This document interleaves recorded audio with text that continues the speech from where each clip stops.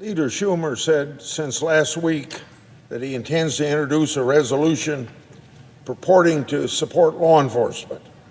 In 2020, defund the police became the rallying cry of the radical left. Every day for the next 2 years, officers reported duty despite a campaign saying that they didn't deserve money for even bulletproof vests. 1,146 of those officers died protecting Americans. I don't remember Democrats taking to this floor to defend law enforcement back then. Instead, they blocked resolutions that condemned attacks against officers. By April 2021, anti-police protests and Democrat silence were all but routine, and we know what happened. Police morale plummeted. Still, officers race towards danger that those of us in the Congress should thank God that we're never have to face. Iowa Sergeant Jim Smith was one of those officers. On Friday night of April 2021, he got a call for backup. It took him to the house of a Michael Lang. Lang had just assaulted another police officer and barricaded himself inside with a shotgun. Sergeant Smith led the entry team. They had just cleared the basement and were about to reach the main floor when Lang ambushed them. Lang fired 2 shots into Sergeant Smith's chest. Then he gloated to the other officers, and this is what he said: "I'll kill you like I killed your buddy." All Sergeant Smith ever wanted was to be a police officer. When the anti-police rioters came, he and his tactical team guarded the Iowa State Capitol. They were spat on and insulted. They had frozen water bottles and rocks thrown to them, but they held the line. And when the time came, Sergeant Smith laid down his life holding a thin blue line. He never got to see his pro-FBI resolution. He didn't witness the uptick in police popularity as blue cities descended into violent crime.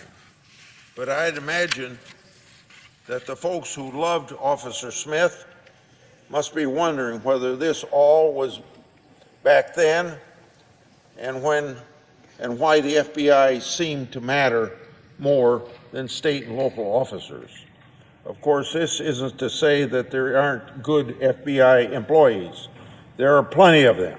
I and my Republican colleagues have made our support for law enforcement clear time and again.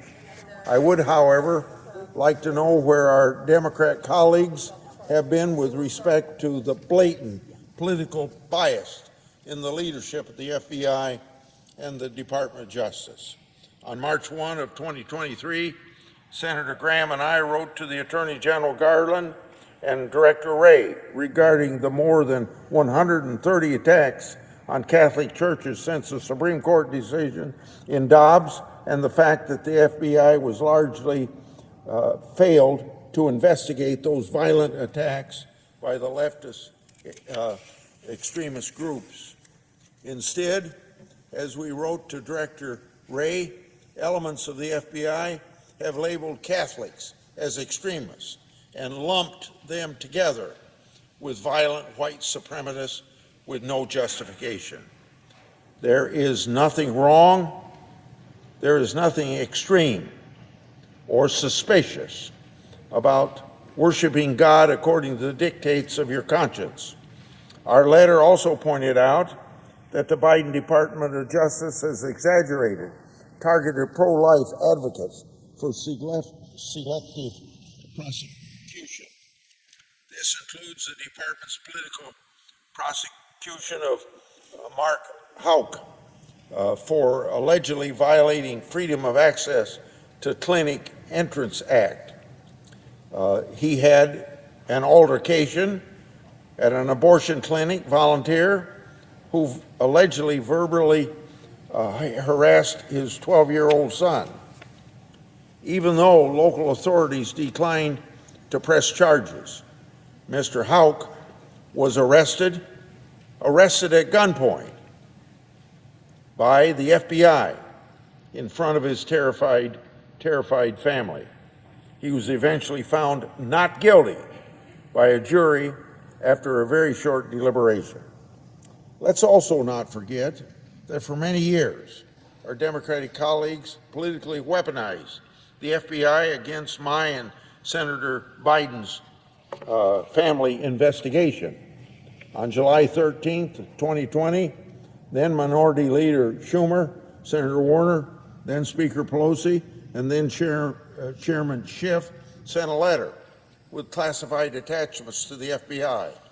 The letter targeted the Grassley Johnson Biden family investigation to try and falsely tie it to Russian disinformation.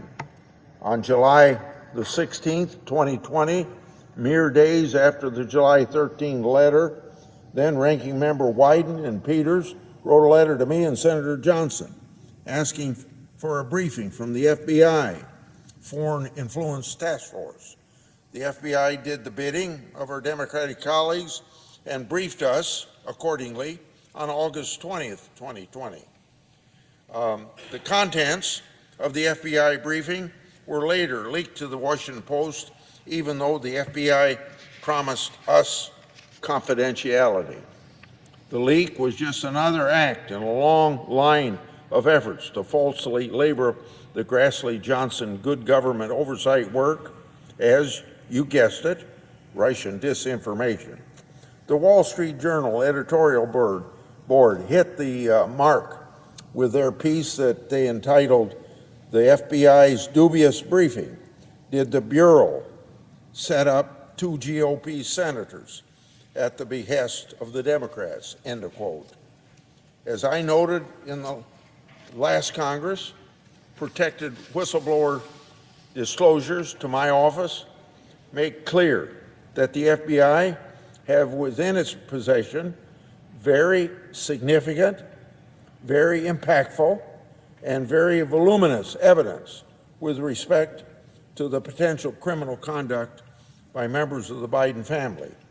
Based on protected whistleblower allegations, I know the FBI falsely labeled that evidence as Russian disinformation to bury it.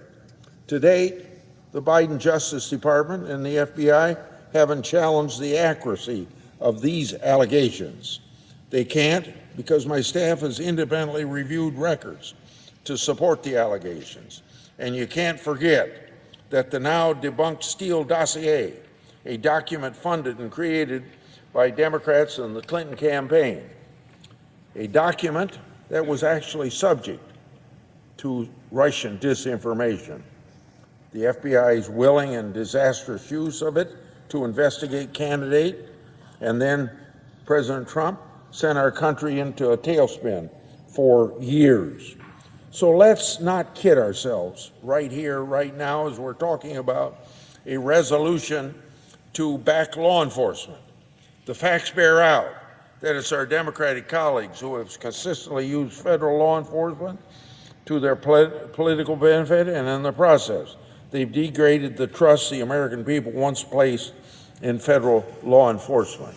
Accordingly, this resolution offered by my Democratic colleagues reeks of political gamesmanship.